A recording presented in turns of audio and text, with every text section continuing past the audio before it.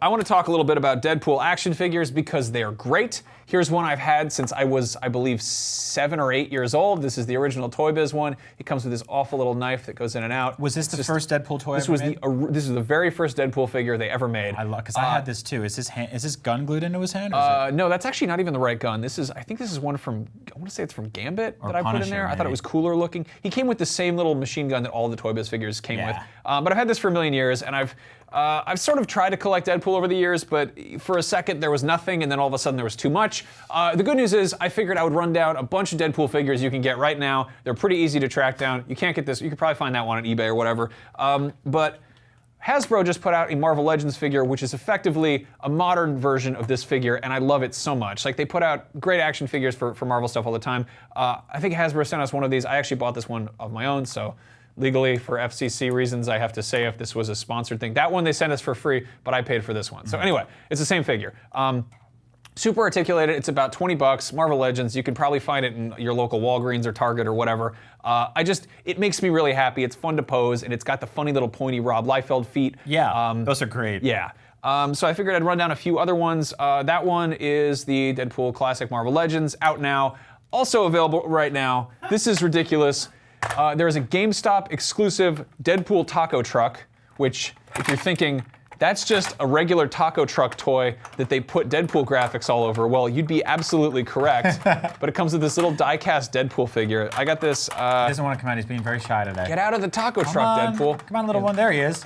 Oh, chimichangas, chimichangas, chimichangas, chimichangas. Oh, that's great. This is just like, I don't know, this is like So he's got the little grills in there and stuff too. Yeah, the back doors open all up. the things open up. This one's 25 bucks. I love this. So I don't have any food truck toys. Food trucks are really big right now. This is like you see them in every major city, or hopefully wherever you live, because it's nice.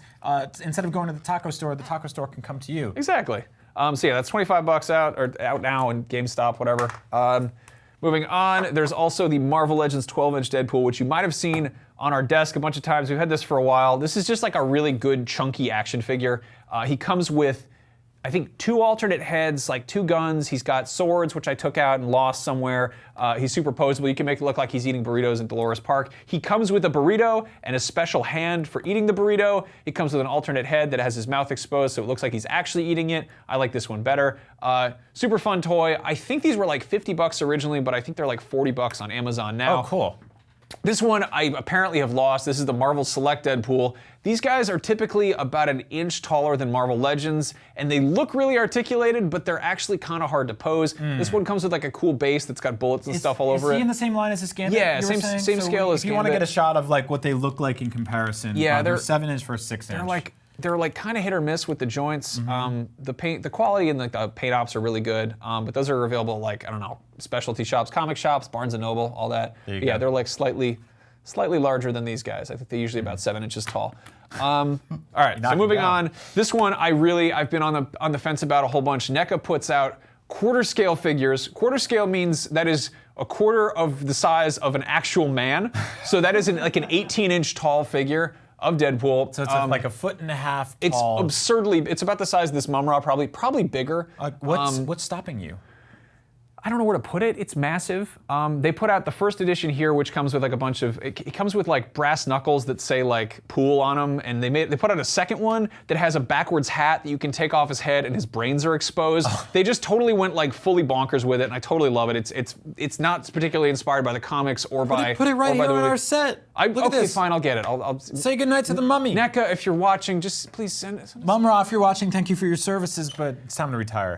Next up, Kyoto is a Japanese company that makes this line called Revoltech, which sounds like it should be like revolting, but in reality they have these little tiny these little clicky joints that are like, if you like to pose a figure and you're aware of the joints wearing down, this is a great option. This actually belongs to Jordan Parkhurst, who's in the back right now. This is his toy. What's up, Jordan? He even made a custom book. There he is. There he is. He's slouching. He makes those weird messed up animated intros for our show that you are watching right now, but he made a little custom book that says The Little Unicorn That Could, and you look inside and it's talking about a unicorn. That is awesome. But yeah, they're superposable. These guys will run you about $100 depending where you go.